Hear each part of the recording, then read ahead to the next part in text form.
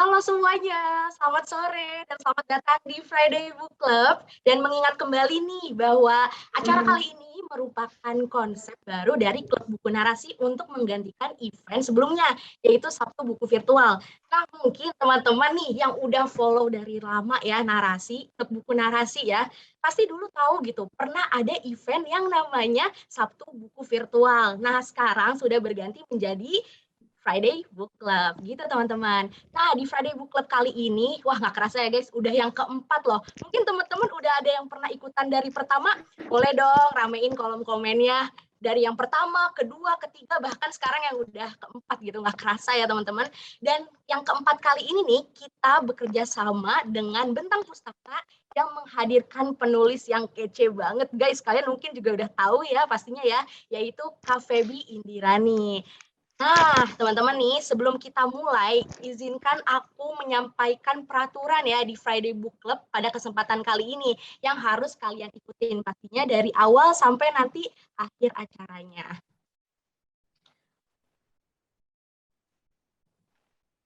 Nah, ini dia teman-teman peraturan di Friday Book Club pada kesempatan kali ini.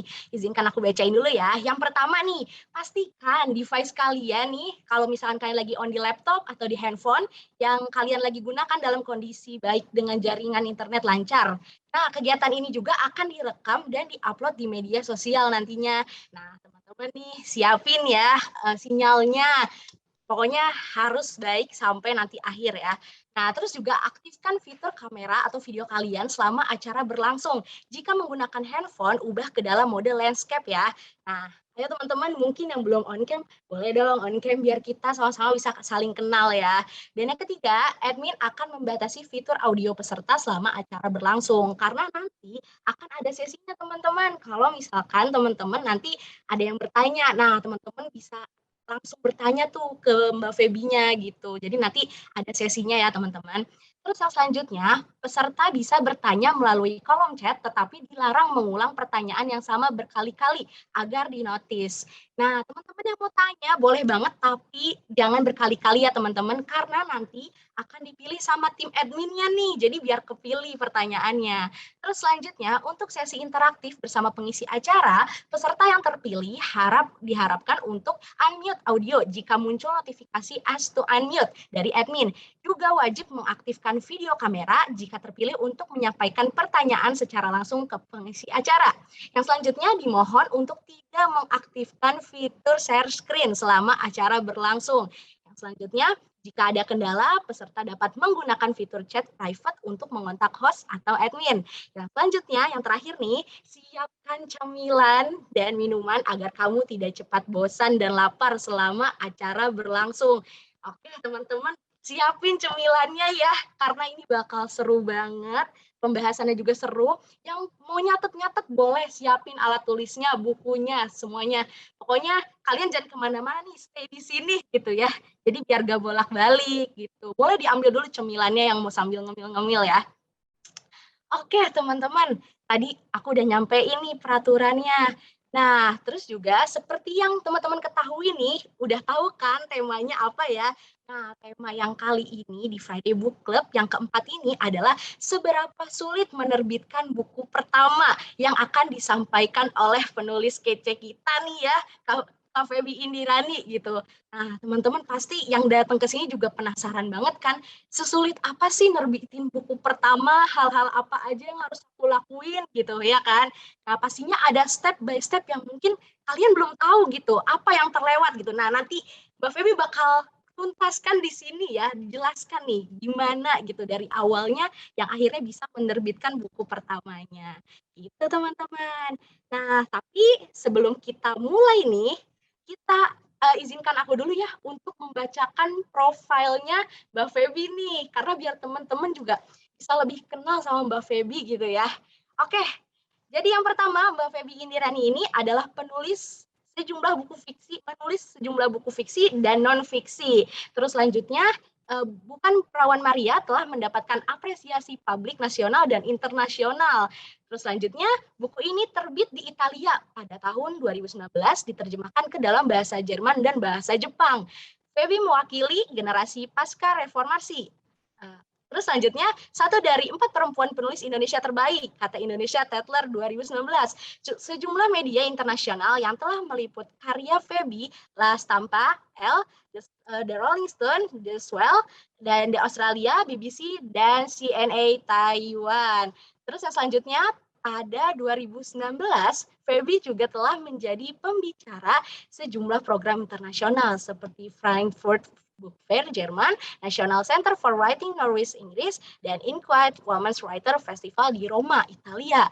Dan yang terakhir nih teman-teman, penghargaannya. Pernah mendapatkan penghargaan nih Mbak Feby nih, Anugerah Pembaca Indonesia 2021 dari Goodreads Indonesia untuk kategori penulis dan buku fiksi terfavorit. Semoga teman-teman bisa lebih mengenal lagi nih sama Mbak Feby ya, biar makin seru pembahasannya nih teman-teman. Oke teman-teman.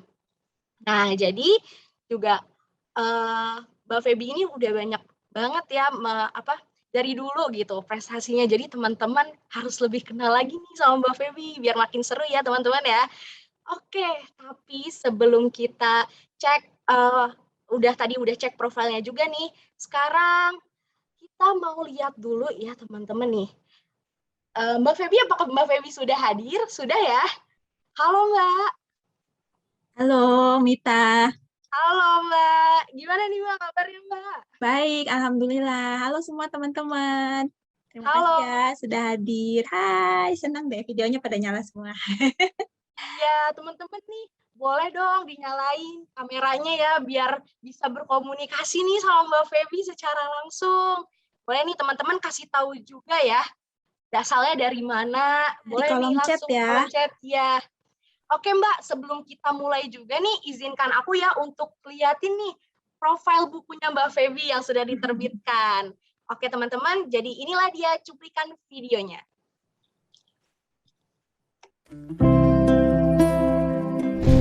Bukan Perawan Maria adalah bagian dari percakapan global tentang hal-hal yang memang seringkali jadi bahan perdebatan.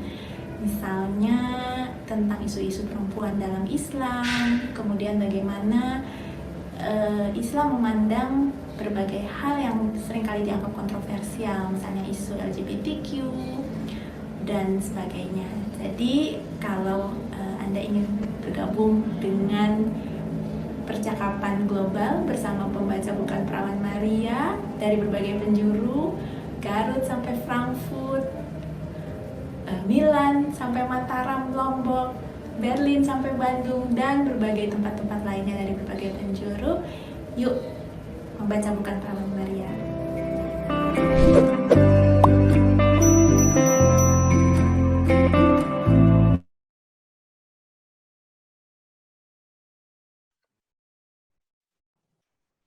Nah, itu dia teman-teman ya, profil dari bukunya Mbak Feby yang telah diterbitkan. Wah, teman-teman ada yang udah pernah baca belum nih bukunya?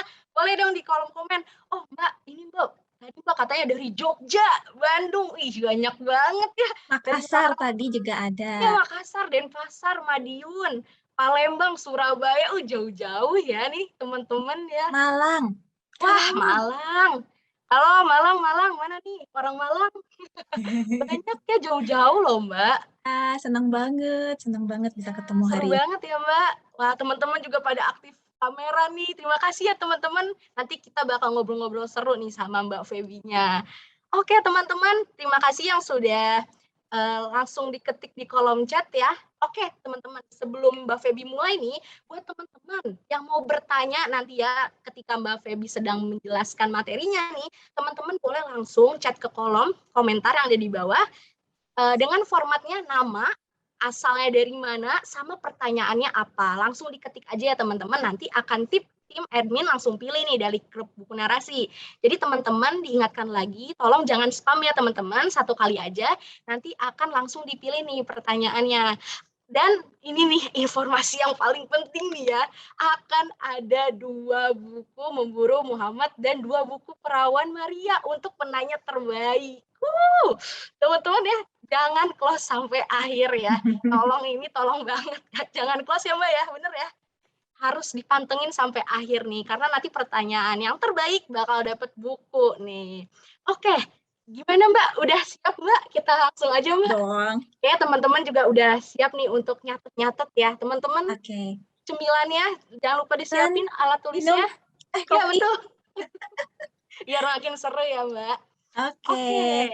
Makasih Mita. Ya, siap sama-sama Mbak. Kita langsung mulai aja. Saya persilakan kepada Mbak Feby untuk memulai workshopnya. Silakan Mbak. Baik, terima kasih banyak Mita. Terima kasih banyak Klub Buku Narasi Friday Book Club. Terima kasih Bintang Pustaka. Terima kasih semua teman-teman yang sudah hadir. Senang banget bisa dadah-dadah dari rumahku, dadah-dadah sampai Makassar, sampai Karawang, sampai Magelang. Aku nggak bisa buka kamera, error. Nggak apa-apa. Santai, kita bisa berkomunikasi dengan satu atau lain cara. Teman-teman semoga semua sehat ya, dimanapun berada. Aku mulai coba share screen ya, sebentar. Boleh loh, kalau misalnya udah mulai ada pertanyaan pun, sebelum mulai kita sudah ada pertanyaan. Boleh. Langsung ditulis di chat aja. Karena saya percaya teman-teman yang hadir di sini pasti sudah pernah menulis dengan satu atau lain cara, atau lagi memproses ingin menerbitkan buku pertamanya, atau sudah pernah menerbitkan buku, ingin menerbitkan buku keduanya, buku ketiganya, dan seterusnya gitu ya. Jadi terima kasih untuk kesempatannya. Saya Feby Indirani, tadi sudah sempat ada perkenalan ya sedikit dari Mita ya. Jadi buat saya buku itu, buat saya nih, setiap buku yang saya tulis bisa jadi buku pertama dengan satu atau lain cara. Ini ada beberapa buku yang pernah saya tulis. Sebenarnya ya, kalau misalnya teman-teman mau nanya masing-masing ceritanya nih, ini pasti selalu ada cerita yang pengalaman baru ketika setiap kali saya menulis per buku ini gitu ya. Jadi ini jumlah yang pernah saya tulis, ada yang sendiri, ada yang kolektif gitu ya. Misalnya ketika saya menulis tentang Ahmadiyah, teman-teman tahu ya, pernah dengar ya, Ahmadiyah itu adalah sebetulnya kalau buat saya bagian dari Islam gitu kan, tapi bagi sebagian Islam mayoritas dianggapnya teman-teman Ahmadiyah itu misalnya di luar Islam gitu kan, jadi ada semacam konflik gitu kan. Waktu itu saya nulisnya waktu saya masih di Pusat Data Analisa Tempo, jadi itu secara tim. Lalu misalnya saya acak aja ya beberapa yang pernah saya tulis. Simfoni Bulan itu novel pertama yang saya tulis.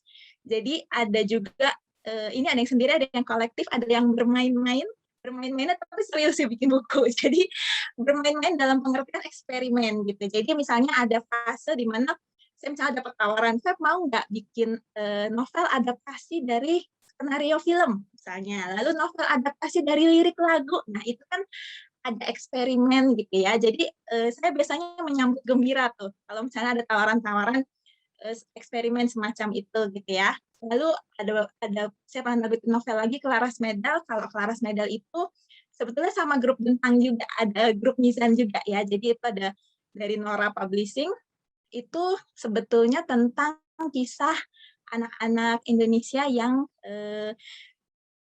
mewakili Indonesia untuk kompetisi fisika, misalnya gitu. Nah, pada saat nulis Claras Medal itu pertama kali saya nulis tentang sebuah novel yang pengetahuan fisikanya itu sangat kental. Saya belum pernah melakukan itu sebelumnya, gitu ya. Jadi sebetulnya setiap buku itu bisa menjadi buku pertama juga, gitu buat penulisnya. Karena itu adalah sebuah pengalaman baru dan sebuah perjalanan baru. Gitu. Jadi buat saya saat ini menulis itu adalah semacam panggilan kreatif, gitu ya, dan juga pekerjaan. Gitu. Jadi buat teman-teman lihat di sini adalah buku-buku yang sudah saya terbitkan dalam berbagai konteks, baik saya sebagai penulis kreatif maupun saya sebagai penulis profesional gitu ya, semacam copywriter yang di-hire oleh korporat ataupun oleh individu gitu.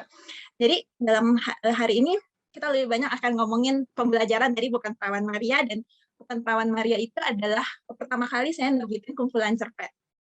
Oke. Jadi kalau misalnya secara singkat, awalnya gimana sih saya mulai menulis dan menerbitkan buku? Mungkin di sini teman-teman banyak yang punya pengalaman yang sebetulnya sama ya. Artinya seseorang itu bisa mulai menulis biasanya karena dia membaca lebih banyak lagi, dan membaca di sini tidak hanya membaca buku tapi juga membaca apapun, membaca manusia, benar ya? Sebetulnya kan kita itu manusia lahir dari pertama-tama itu kan kita belajar membaca orang-orang dewasa di sekitar kita.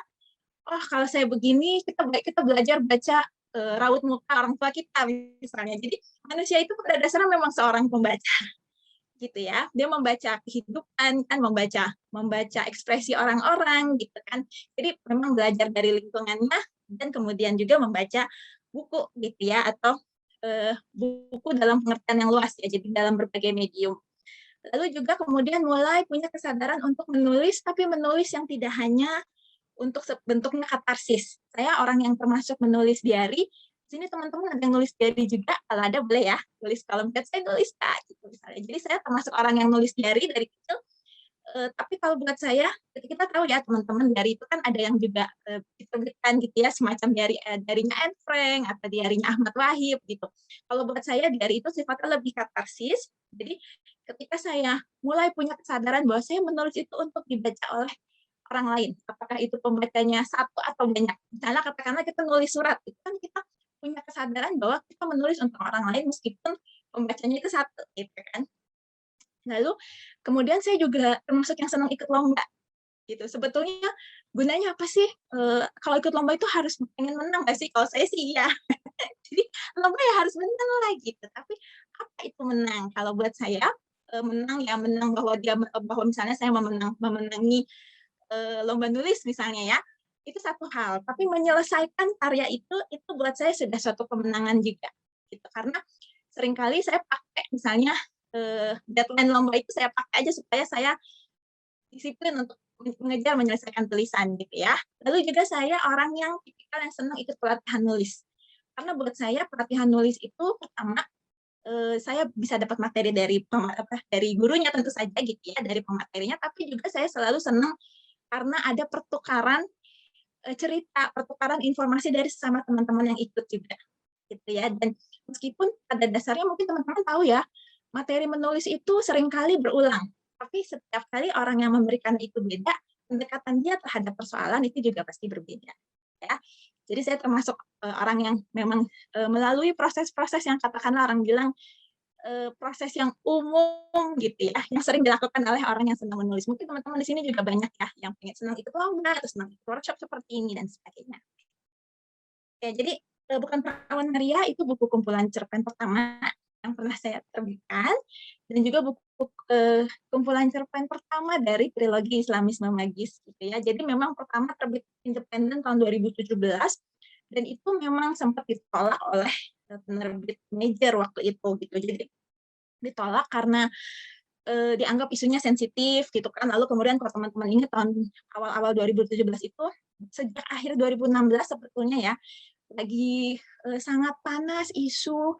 Kalau teman-teman ingat, sebenarnya mulai dari Jakarta, yaitu mantan gubernur Jakarta ya Pak Basuki Cahayapurnama gitu kan, ramai kasusnya, heboh, ada demo berjilid-jilid dan sebagainya. Jadi karena memang ini topiknya berbicara tentang kehidupan, keberagaman dalam keberagaman gitu ya. Jadi dianggap ini isu yang sensitif, dan kemudian tidak hanya jadi saya mengalami kan kalau penerbit major gitu ya. Lalu kemudian karena waktu itu sudah janjian dengan sejumlah teman-teman untuk kita pengen bikin event yuk gitu. Akhirnya jadi ngejar untuk ya udah deh kita terbitin independen aja gitu ya.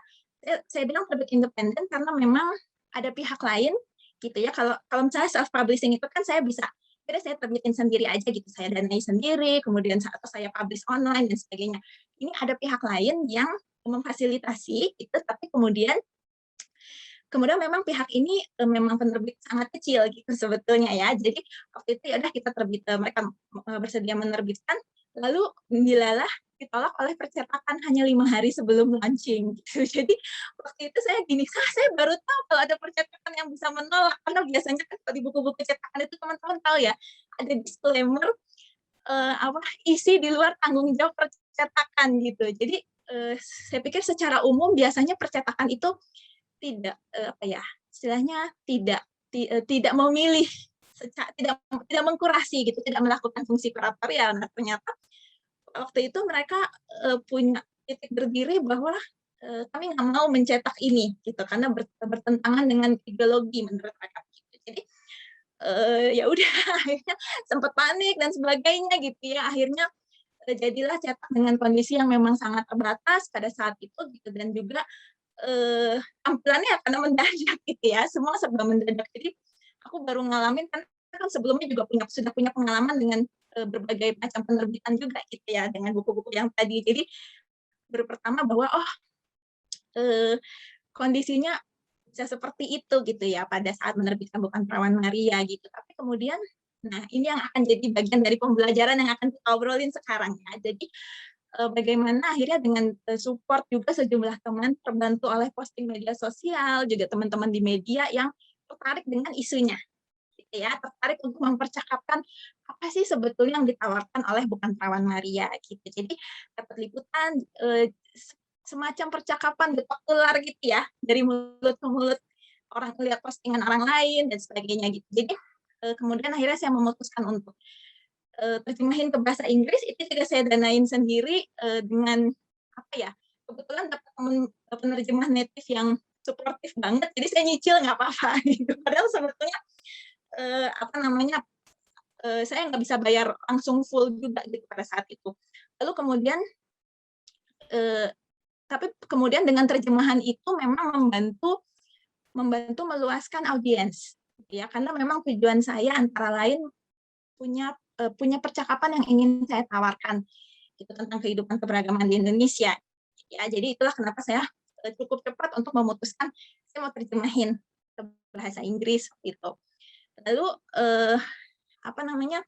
nah juga karena keinginan untuk menawarkan percakapan itu, saya mengajak seniman-seniman lain untuk kolaborasi. Yuk kalau misalnya mau merespons cerita-cerita ini gitu ya dalam berbagai medium, saya persilahkan gitu. Maksudnya saya ajak, dan mereka kan bisa tidak hanya merespons ceritanya, tapi juga merespons isunya sebetulnya gitu ya.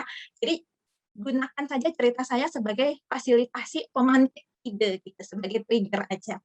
Lalu jadi kemudian itulah kenapa percakapannya jadi terus bergulir juga gitu ya. Kemudian banyak orang yang misalnya banyak kreator lain mengontak, Mbak, saya pengen mahasiswa biasanya gitu ya, Pak, saya pengen bikin film pendek dong dari cerita yang ini, atau dari cerita yang itu gitu. Jadi percakapan itu benar-benar getok tular sih kebanyakan gitu. Nah sampai kemudian salah satunya waktu ada Cipta Media Ekspresi, waktu itu ada semacam grant ya untuk seniman perempuan di Indonesia.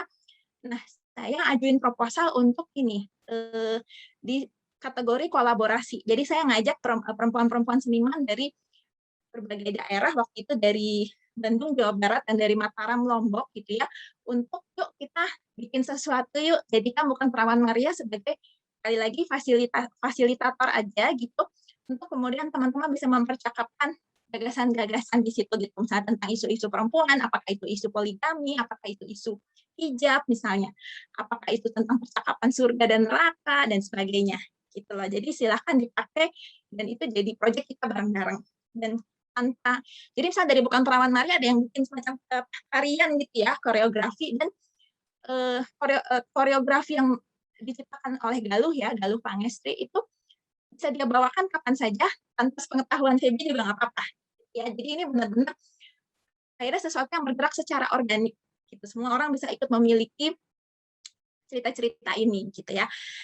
Itu juga, nah tadi dengan terjemahan itu, dengan kegiatan-kegiatan yang berlangsung, teman-teman yang menyambut, gitu kan, menyambut idenya, karena saya juga rajin untuk ini sih ya, untuk ngobrol, untuk nawarin gitu, tertarik nggak ini, kalau kolaborasi ini tertarik nggak, gitu. Jadi akhirnya dapat support juga dari media-media media asing gitu yang tadi sempat di-mention oleh Mika juga, ada dari The Australian, dari diplomat CNA Taiwan dan sebagainya gitu. Nah, jadi akhirnya percakapannya bergulir terus, tidak menjadi sangat viral dalam sekali waktu, tapi mungkin seperti apa namanya, long tail gitu ya. Jadi long tail itu artinya bukunya tahun 2017 terbit dengan sangat terbatas, tapi terus masih ada jejaknya gitu ya, sedikit. Ada yang film pendek akhirnya dari sekian banyak seringkali terbentur soal dana dan sebagainya gitu ya, karena bikin film tidak murah juga.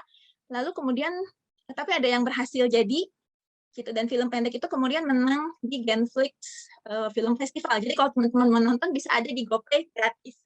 Ini aja gitu. Judul filmnya Human is Sick, disambung semua gitu. Nah, jadi percakapan itu terus bergulir gitu kan. Lalu juga kebetulan saya sempat sekolah di UK gitu tahun 2019. Ya, kalau saya pergi, bukunya jadi ikut pergi juga gitu kan. Jadi kemudian pas itu pas saya masih di UK gitu, ke Italia, pas bukunya juga bisa terbit pada tahun itu gitu. Jadi saya beruntung lah. Kalau misalnya saya masih lagi di Jakarta, kemudian bukunya terbit di Italia, itu saya nggak bisa tuh dapat tur buku di Italia gitu. Jadi itu adalah semacam apa ya? Things fall into places juga gitu. Kemudian maksudnya keberuntungan dari si buku ini juga menurut saya. Jadi terbit di Italia, dilala saya surprise juga karena apresiasi publiknya sangat sangat besar gitu. Salah satu yang berulang adalah karena mereka merasa melihat potret Indonesia tidak potret yang melulu eksotisme tentang pariwisata gitu ya. Jadi punya sudut pandang yang lain dan percakapan yang baru gitu ya. Lalu kemudian ya teman-teman tahu kita sampai di hari ini terbit di Bentang penerbit major gitu ya, dan saya sangat senang karena berarti buku ini bisa menjangkau lebih banyak pembaca gitu ya. Jadi dari yang saya cerita tadi, mungkin teman-teman punya poin pembelajaran sendiri yang teman-teman sudah ambil gitu ya. Oh, kayaknya aku bisa belajar ini nih, atau aku bisa meniru ini nih dari cerita Bukan Perawan Maria gitu ya. Kalau dari aku, pertama adalah kita bisa kreatif dengan pilihan cara atau medium publikasi. Artinya apa? Tidak melulu harus bergantung gitu ya hanya pada penerbit mayor aja gitu, karena sekarang ini sangat banyak pilihan-pilihan publikasi. Mau itu melalui online ya, ataupun melalui yang tadi apa bisa self publishing atau mencari penerbit yang lebih kecil yang satu visi misalnya seperti itu. Jadi sangat banyak, atau mungkin bahkan di page kita sendiri aja itu udah bagian dari publikasi sekarang.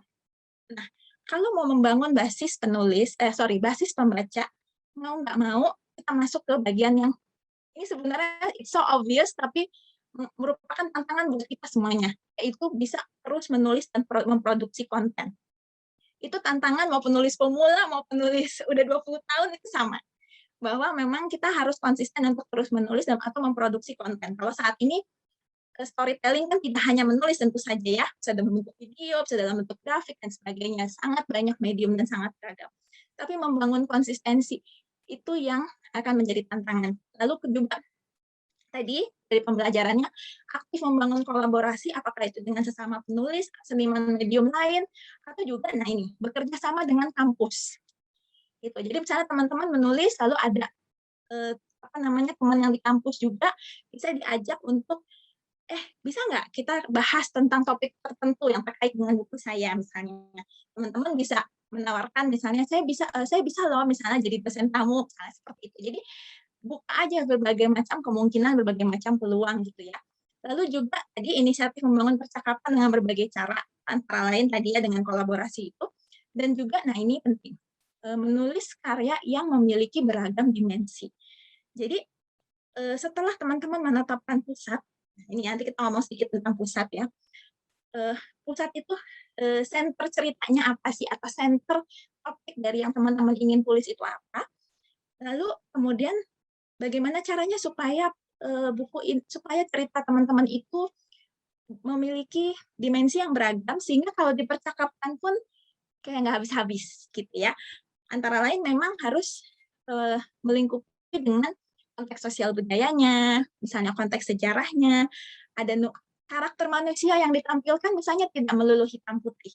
Tidak misalnya tokoh protagonisnya sangat sempurna, udah ganteng, pinter, kaya, diperebutkan semua wanita gitu. Terus masalahnya apa gitu ya, maksudnya. Jadi coba untuk ada nuansa karakter manusia yang lebih beragam, karena kan kita tahu ya, sebagai manusia kita tahu, meskipun kita saya kelihatannya kayak baik banget, tapi dalam hati mungkin ada perasaan-perasaan yang sangat normal, sangat manusiawi. Sebetulnya saya misalnya nggak suka aja ngeliat dia seneng, atau saya nggak suka ngeliat dia berhasil, misalnya seperti itu.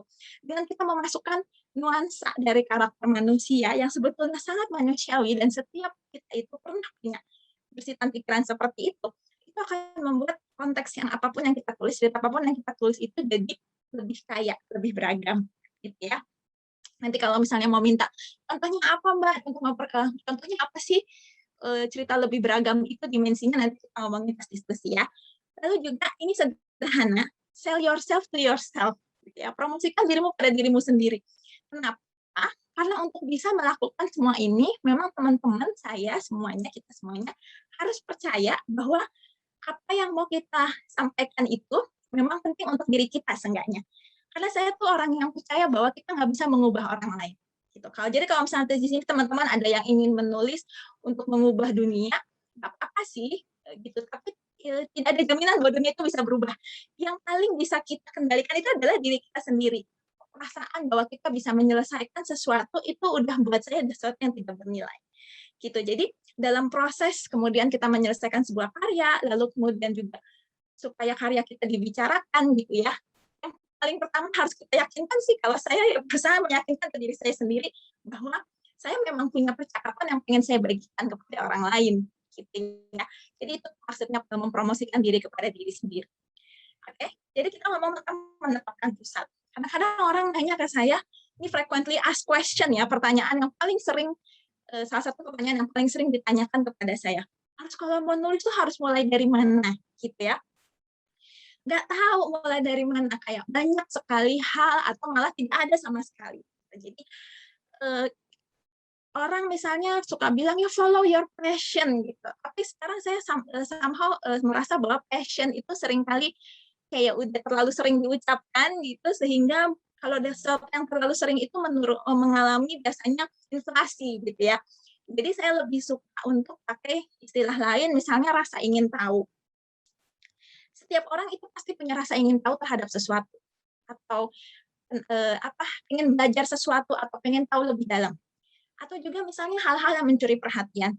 Misalnya saya dan Mita jalan-jalan ke tempat yang sama gitu ya. Kita traveling seminggu berdua aja nih, misalnya aku sama Mita. Yang lain diajak nggak? Yakin Mbak, biar seru. Jadi meskipun saya dan Mita mengunjungi tempat-tempat yang sama, tapi hal-hal yang mencuri perhatian saya dan mencuri perhatian Mita itu pasti berbeda. Oke? Jadi memang karena setiap orang itu kan pasti unik ya, apa-apa yang kita perhatikan unik. Jadi coba kita misalnya lihat polanya apa sih, kita selalu kalau misalnya ada orang yang saya selalu pengen tahu tentang makanan misalnya. Makanan itu tapi apa, bumbu gitu. Orang-orang yang fokusnya pada makanan, dia pasti akan bisa menerangkan makanan dengan sangat beragam. Tekstur rasanya itu loh misalnya gitu. Jadi akhirnya dia bisa menemukan pola apa saja hal-hal yang biasanya mencuri perhatian dia, atau hal-hal yang bikin susah tidur. Kalau lagi mikirin itu penasaran banget gitu ya. Nah, ada juga tadi dorongan untuk cerita kepada orang lain, dorongan untuk saya menganggap ini isu yang penting banget gitu. Kalau untuk saya tadi misalnya bukan Perawan Maria, itu memang isu-isu yang saya selalu curious, saya selalu pengen tahu kenapa orang bisa percaya kepada sesuatu gitu. Saya selalu tertarik pada sistem kepercayaan orang gitu ya. Dan itu saya punya dorongan untuk cerita kepada orang lain gitu, bahwa banyak hal itu sebetulnya even kepercayaan yang sama itu masalah interpretasi kita kepada hal tersebut loh misalnya gitu. Jadi saya punya dorongan untuk cerita kepada orang lain. Islamisme magis adalah tema yang saya sematkan kepada Bukan Perawan Maria dan Memburu Muhammad. Itu memang tema yang dari awal saya berpikir saya menulis. Jadi sebelum cerita pertama ada, itu saya udah berpikir bahwa saya memutuskan bahwa saya pengen punya cerita-cerita ini gitu loh. Karena sebetulnya awalnya itu ada kejadian nyata di dekat rumah saya, dan cerita itu kemudian saya tuangkan di Memburu Muhammad gitu ya. Jadi ada seorang ibu meninggal, jenazahnya tidak dimandikan karena sudah keburu busuk 3 hari gitu. Lalu kemudian akhirnya singkat cerita gitu ya, saya cerita aja, di lingkungan rumah itu yang memang hanya cuma berapa ratus meter dari rumah saya, itu orang-orang mulai mendengar suara yang mereka pikir suara ibu itu, yaitu permintaan dimandiin dong gitu. Jadi itu sesuatu yang sangat dekat, kejadian dekat diceritakan oleh masih saudara gitu ya. Jadi pada saat itu saya berpikir iya ya, hal-hal seperti itu sesuatu yang sangat dekat dengan kehidupan masyarakat Indonesia gitu kan. Alam pikirnya itu terbangun dari kepercayaan Islam, benar ya, karena orang Islam misalnya dalam konteks itu percaya bahwa harus dimandiin gitu kan jenazah, kalau enggak itu bisa bisa masalah gitu kan. Jadi akhirnya itulah kenapa saya muncul dengan Islamisme magis, karena kita sebetulnya hidup dengan sangat dekat dengan berbagai hal itu gitu ya. Jadi pertanyaannya adalah apakah kita harus merencanakan tema unik dulu gitu kan, kalau Islamisme magis dianggap cukup unik oleh banyak orang, ataukah kita menulis dengan temanya bisa biasa aja tapi cara menulisnya yang berbeda. Nah sebetulnya kalau buat saya ini bukan pilihan yang harus dipertentangkan. Itu artinya lebih penting untuk menemukan balik kepada diri kita sendiri, balik ke pusat tadi. Apa sih sebetulnya yang benar-benar ingin kita tulis? Gitu ya. Jadi sebetulnya kalau saya ngutip, saya pernah dengar Salman Rushdie ngomong tentang menulis gitu ya di master kelasnya dia, yang saya parafrasekan ya. Jadi Salman Rushdie itu bilang seorang penulis itu mesti melakukan perjalanan yang bisa jadi perjalanan yang radikal itu ke dalam dirinya sendiri. Itu untuk tadi apakah itu hasilnya adalah sebuah tema yang unik, karena apa sih sebetulnya yang biasa itu gitu. Yang biasa itu bisa jadi tidak biasa kalau misalnya yang nulis itu Mita, beda dengan yang nulis itu Feby, beda dengan yang teman-teman lain yang menulis. Gitu. Jadi yang terpenting adalah teman-teman berusaha untuk menulis menghasilkan sesuatu yang ada signature-nya. Cuma Feby loh yang bisa nulis kayak gini. Dan setiap orang pasti akan punya itu. Gitu ya. Jadi kesalahan penulis pemula nanti bisa kita bahas juga ketika diskusi. Dan ini tidak hanya dilakukan oleh penulis pemula, boleh dicatat, tapi juga dilakukan oleh banyak orang yang bukan pemula. Dan saya juga. Yaitu pertama, relasi yang tidak seimbang dengan feedback. Misalnya, terlalu cepat minta feedback, belum selesai tulisannya udah minta dikomentarin. Atau misalnya kita minta feedback dari orang yang nggak tepat. Akhirnya kita ngedown sendiri, padahal orang itu belum tentu punya pengetahuan yang cukup tentang menulis atau tentang topik yang kita ingin dapat feedback dari dia gitu ya, dari siapapun sebetulnya. Atau juga mendengarkan semua feedback, semua omongan orang didengerin, akhirnya kita sendiri bingung. Atau juga ada tidak mendengarkan feedback sama sekali. Saya tahu tidak banyak, tapi saya tahu kenal pribadi penulis-penulis yang tidak mau diedit sama sekali. Itu berarti termasuk tidak mendengarkan feedback. Gitu ya. Jadi seorang penulis sangat penting untuk punya relasi yang seimbang dengan feedback, tidak mendengarkan semua orang, tapi juga jangan sampai nggak mau dengerin siapa-siapa, lalu juga minta kepada siapa, karena kalau kita minta kepada orang yang salah, hasilnya juga bisa jadi salah, gitu ya. Dan juga sering banget gini, datang ke saya, tolong dikomentarin, padahal ceritanya belum selesai. Kita sebetulnya nggak bisa mengomentari karya apapun yang belum selesai, oke, belum rampung. Yang kedua adalah relasi yang nggak sehat dengan hasil. Gagal satu lomba langsung merasa emang saya nggak bakat jadi penulis gitu ya, atau misalnya dapat feedback yang negatif sedikit langsung merasa udah deh nggak perlu lagi saya gitu, bukunya nggak laku. Gitu ya. Wah, kalau mikir buku nggak laku sih biasanya berhenti dong. Saya kapan tahu, karena bikin buku laku di Indonesia itu adalah persoalan besar dari penerbit Indonesia gitu ya. Jadi hasil adalah hasil dan kita adalah kita gitu. Jadi apapun hasil kita itu tidak mendefinisikan siapa kita. Gitu ya. Lalu membanding-bandingkan diri dengan orang lain. Ini penyakit semua orang gitu ya. Jadi aduh, kok Mbak Feby udah bisa kemana-mana ya? Kok dia nulis bukunya udah banyak ya misalnya gitu. Atau ternyata Feby melihat orang lain juga. Kok dia bisa ya? Cepet banget nerbitin buku gitu kan langsung. Nah, membanding-bandingkan dengan orang lain itu adalah penyakit penulis atau penyakit semua orang sebetulnya gitu. Dan ini adalah satu proses yang juga satu hal yang bisa jadi masalah ketika kita tidak fokus pada karya sendiri lalu membanding-bandingkan diri dengan orang lain ya. Lalu juga, nah ini juga satu hal. Tidak hanya dialami penulis pemula, tapi juga oleh yang bukan pemula. Itu terlalu cepat puas atau cepat menetapkan batas. Ya udah deh, kayaknya kalau saya nulis fantasi, cerita saya laku. Jadi udah, saya akan nulis fantasi dengan gaya kayak gini selama-lamanya. Gitu. Sayang dong ya, umur baru 20-an, udah menetapkan bahwa selama-lamanya gaya tulisannya akan kayak gini aja deh. Karena dia main aman. Gitu ya. Pada saat terlalu cepat puas dan menetapkan batas, kita udah berhenti bertumbuh. Lalu, yang ini yang paling fatal, gagal mencoba karena udah merasa, aduh saya nggak bisa, dan nggak selesai, nggak rampung. Gitu ya. Jadi, jika tidak ada yang pernah dirampungkan, tidak ada yang bisa diperbaiki. Benar ya? Tidak ada pertumbuhan, nggak ada apa-apa, karena mencoba aja gagal. Dan ini sekali lagi dialami tidak hanya oleh yang katanya penulis pemula, tapi juga dialami oleh saya, dialami oleh banyak orang. Rampung aja enggak, gitu. Tapi udah langsung mencoba, udah langsung merasa bahwa udah deh saya emang nggak bisa menulis dan sebagainya. Ini adalah kisah nyata. Saya minta waktu tambahan sedikit aja ya. Ini cerita terakhir. Dan teman-teman bisa coba mengidentifikasi diri saya termasuk saya mirip yang mana gitu. Jadi ini adalah kisah tentang dua tipe penulis atau orang yang ingin menulis. Dan ini dua-duanya public figure nih. Dua-duanya teman saya gitu ya. Saya mengikuti perkembangan mereka dari dekat. Yang satu cerdas banget, di atas rata-rata, bahkan sudah terkenal. Wow. Jadi ini orang yang sangat cemerlang gitu sebetulnya. Lalu banyak membaca referensi dan selalu fokusnya pokoknya pengen membuat yang terbaik. Dan dia membayangkan pembacanya itu pasti pembacanya tuh standarnya tinggi banget gitu ya. Lalu selalu ingin akurat. Karena itu ya gitu, karena dia referensinya banyak dan membayangkan pembacanya tuh pembaca yang sangat tinggi karena pergaulan dan jejaringnya di situ gitu ya. Orangnya juga kritis dan sebagainya. Tapi dia tidak pernah menyelesaikan satu buku pun. Saya sudah ngomong sama dia bertahun-tahun yang lalu sampai sekarang akhirnya bukunya belum selesai. Yang kedua, tipe B.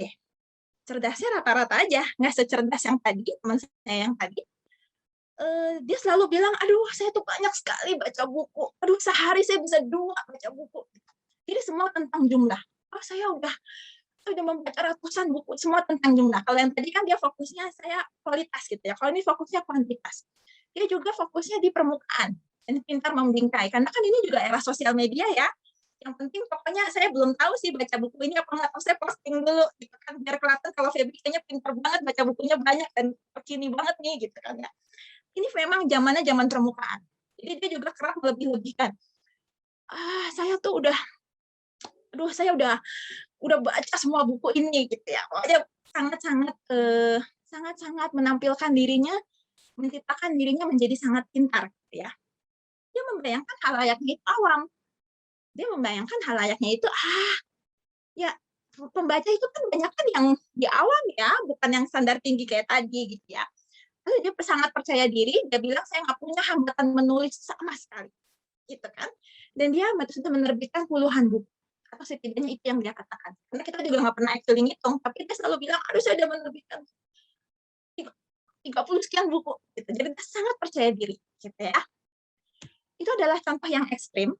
Orangnya nyata beneran ada, tapi itu adalah contoh kubu-kubu yang ekstrim. Saya ingin teman-teman mengidentifikasikan diri lebih dekat dengan tipe penulis yang mana. Karena yang A atau yang B, saya punya rekomendasi yang berbeda buat teman-teman gitu ya. Yang pertama ngomongnya gitu, aduh menulis itu susah, saya masih butuh belajar banyak, aduh pokoknya udah deh. Tadi bertahun-tahun yang lalu ngomongnya sama. Sementara yang satu lagi, aduh menulis itu gampang banget, saking gampangnya sampai saya bosen. Dan ini benar-benar saya ngomongnya persis seperti yang cara dia ngomong. Gitu ya.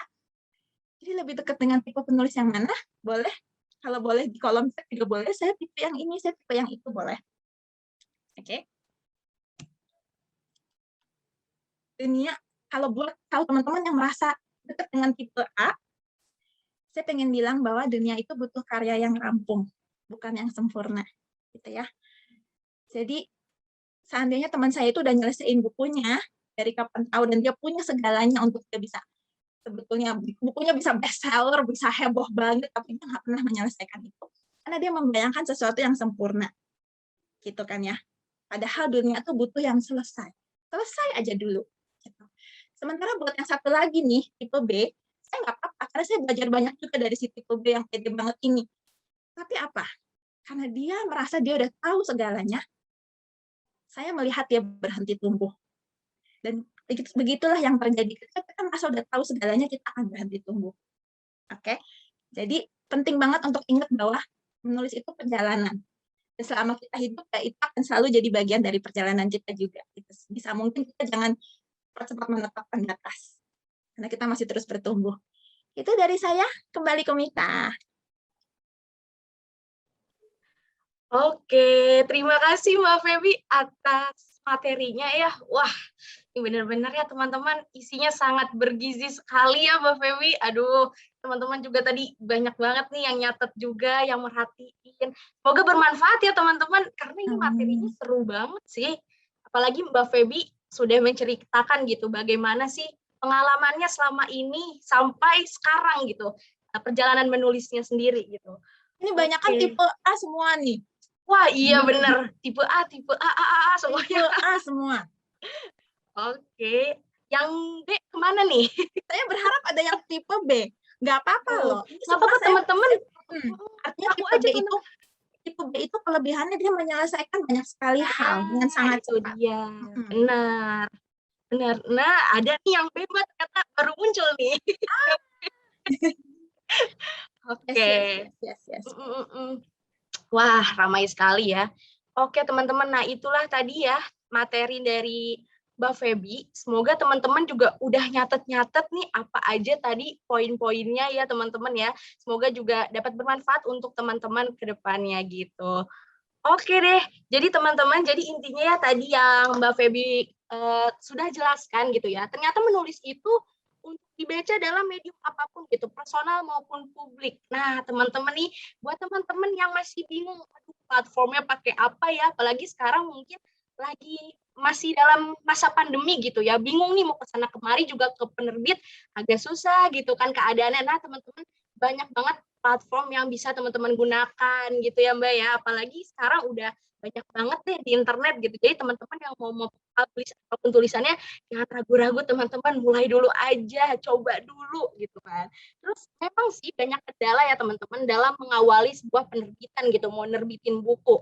Nah, tapi itu tuh bukan berarti titik berhenti buat kita gitu teman-teman. Jadi terus aja nulis, terus juga produksi konten terus, jangan capek teman-teman. Ya memang mungkin capek ya, pasti ada titik nyerahnya lah.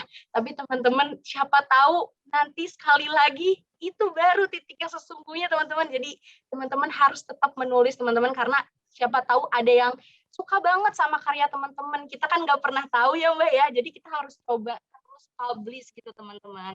Oke teman-teman, terus tadi ada juga tuh kesalahan-kesalahan penulis ya, maupun bagi pemula maupun yang udah lama menulis tuh salah.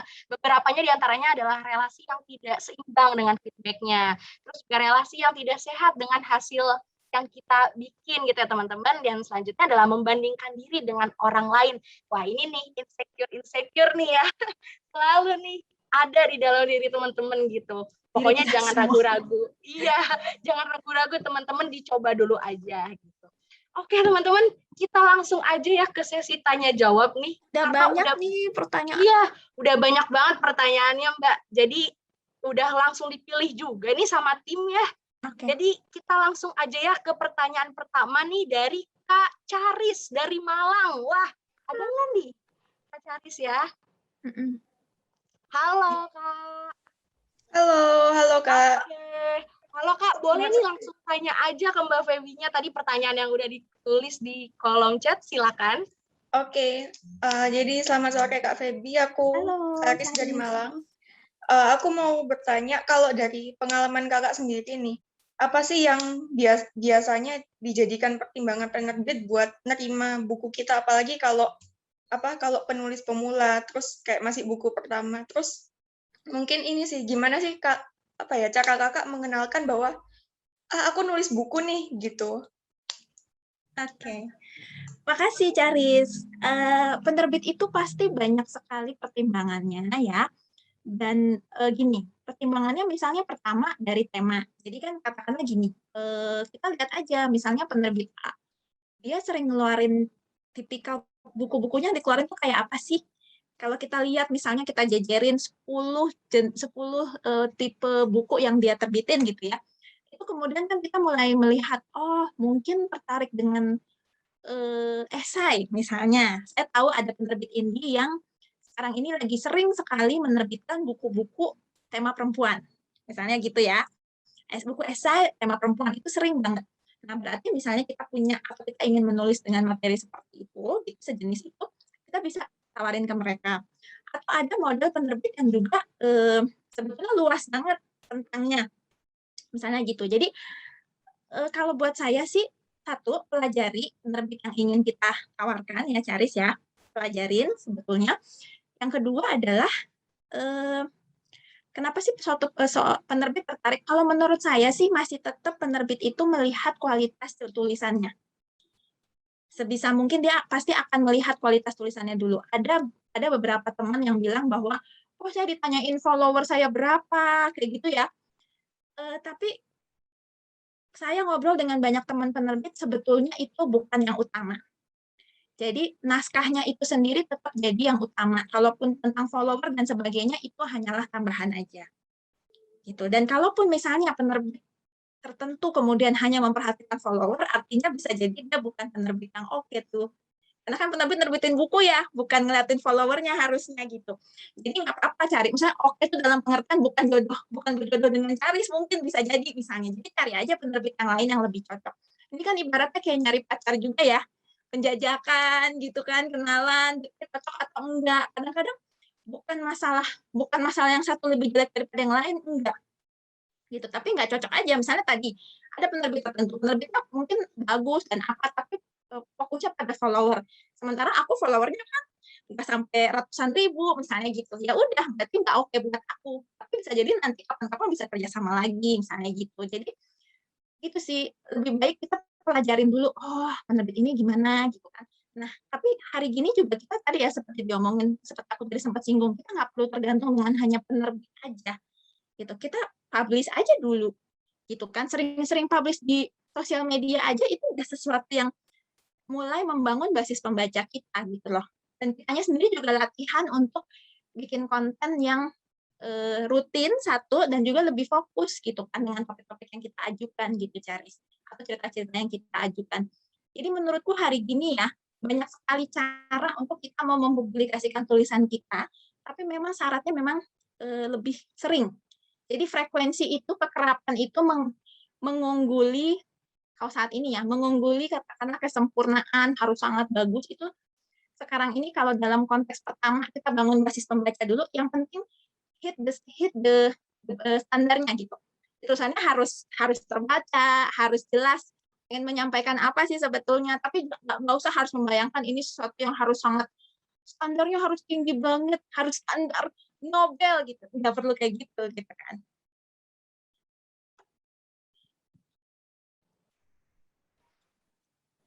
Oke, siap Terima kasih, sudah. Kak. Ya, Charis ada lagi? Ntar kita lanjutin lagi deh ya, supaya bisa jawab pertanyaan yang lain dulu. Silakan Mita. Oke, siap. Terima kasih ya Mbak Feby atas jawabannya, dan terima kasih juga nih buat Kak Charis ya atas pertanyaannya. Semoga terjawab ya Kak. Oke teman-teman, kita lanjut lagi ya ke pertanyaan selanjutnya nih. Ada dari Mas Ahmad Abdul Karim dari Karawang. Oke, boleh langsung nih open cam dan open mic. Boleh langsung tanya pertanyaannya ke Mbak Feby. Silakan.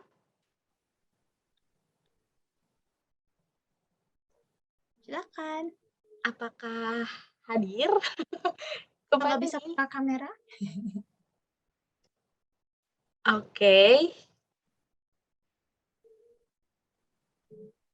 Oh, oke, belum bisa buka audio. Oh ya, Oke, nggak apa-apa. mau Kalau mau aku baca aja nih ya.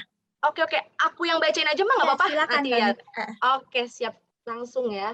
Oke, kalian perkenalkan, saya Ahmad Abdul Karim dari Karawang. Izin bertanya sama Mbak Feby nih, menurut Kak Feby sebenarnya selain kesiapan secara karya, hal apa lagi yang mesti teman-teman siapkan ketika akan menerbitkan buku? Soalnya saya sering dengar bahwa katanya Harus siap dibully.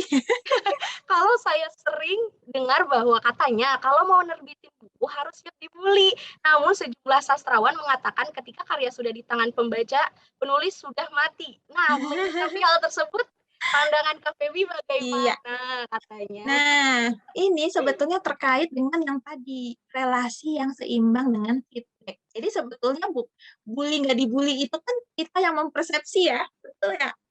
Jadi bisa jadi itu gini, ketika karya kita diluncurkan ke publik, sudah mati itu sebetulnya apa sih? Karena kita udah nggak punya kendali lagi, bener ya? Orang mau membacanya dengan cara seperti apapun, kita kan nggak bisa mengendalikan. Kendali kita itu sampai selesai ditulis, diproses di penerbitan, terus editor kita bilang, oke Mbak, diproses.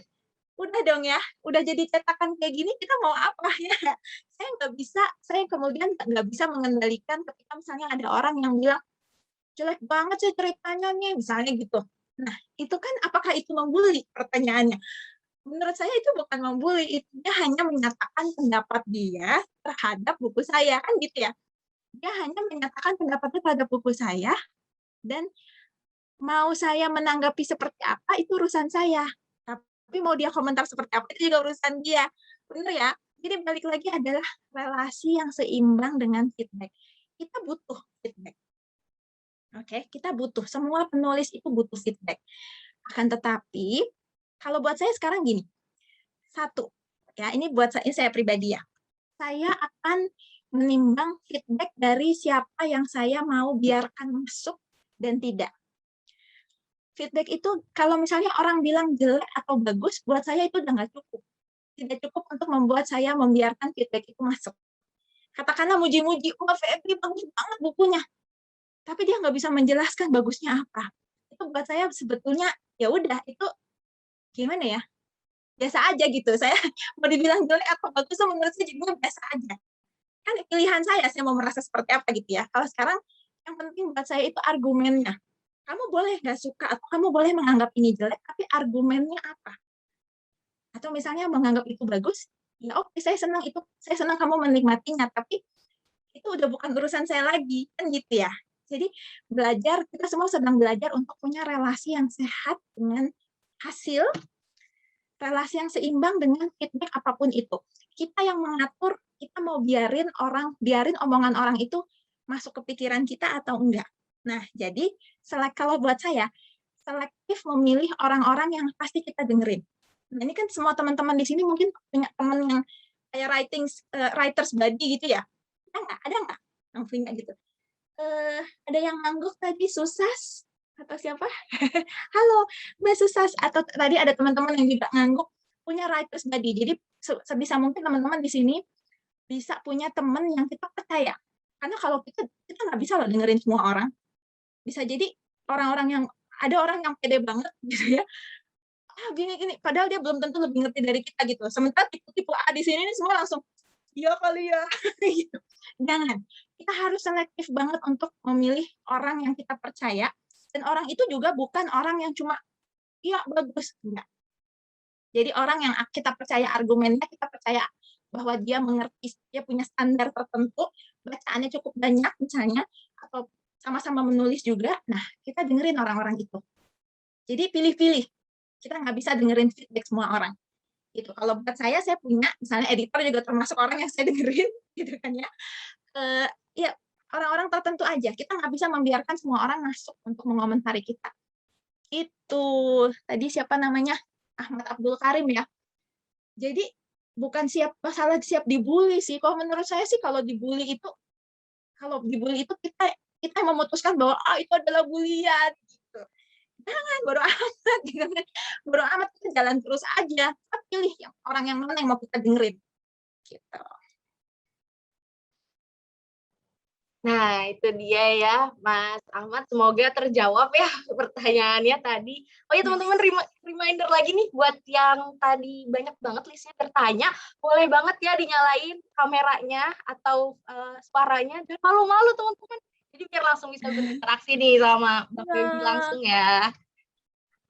Oke deh, kita lanjut lagi ya ke pertanyaan selanjutnya dari Kak Asris dari Makassar. Wah, halo Kak, apakah masih ada nih di dalam room? Boleh nih langsung nyalain. Sudah ada nih. Iya. Halo Kak. Halo Kak, selamat di sini sudah maghrib ya Kak. Oke. Udah gelap ya. Jadi selamat malam. Iya Kak.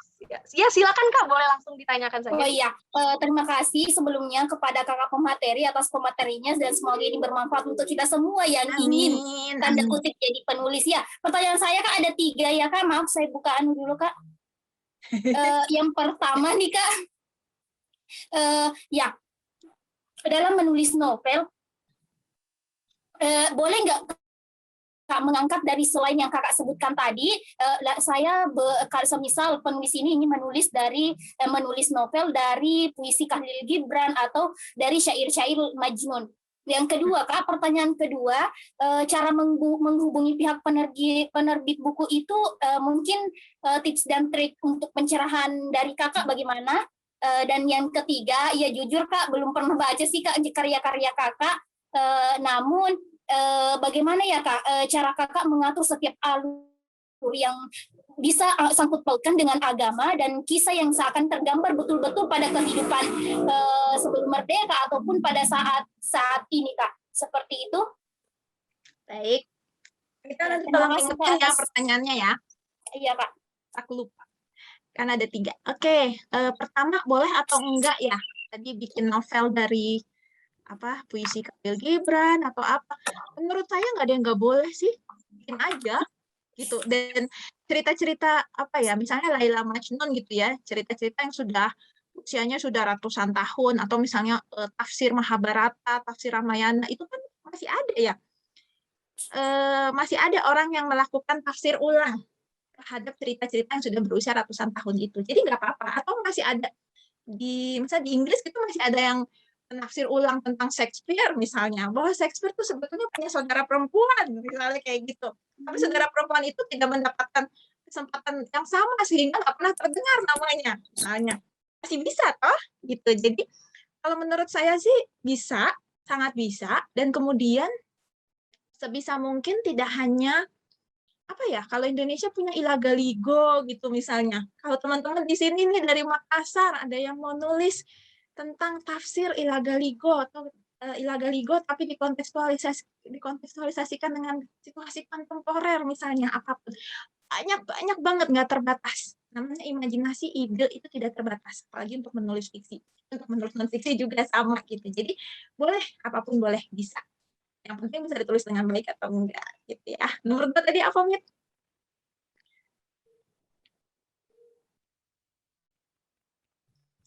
Tadi selanjutnya itu cara menghubungi penerbit. Oke, good question. Cara menghubungi penerbit. Kalau menurut saya, kita mesti datang dengan proposal yang jelas. Gitu ya. Misalnya proposal yang jelas itu apa? Pertama kita bilang, penerbit A, ini adalah buku saya tentang apa gitu ya, temanya diperjelas, ada sinopsis. Ya, sinopsis, cerita. Sinopsis itu kira-kira berapa banyak sih? Jangan terlalu panjang, jangan 10 halaman. Jangan ya, itu bukan sinopsis. Sinopsis itu pasti mungkin 500 kata gitu ya, maksimal. Itu udah cukup panjang kalau 500 kata, tapi bolehlah 500 kata untuk kita menjelaskan ini adalah buku tentang apa. Dan kemudian gini, bayangkan bahwa gimana ya? Jadi bayangkan bahwa orang itu kan, penerbit itu kan investasi ke kita, betul ya? Jadi pada dasarnya kita ini kan sebetulnya juga menawarkan yang tadi, mempromosikan sesuatu. Mau kita ini adalah penjual atau tidak, tapi kita kan menawarkan ide, kita mempromosikan ide kita. Gitu. Jadi bayangkan bahwa kita ini lagi memang mempromosikan.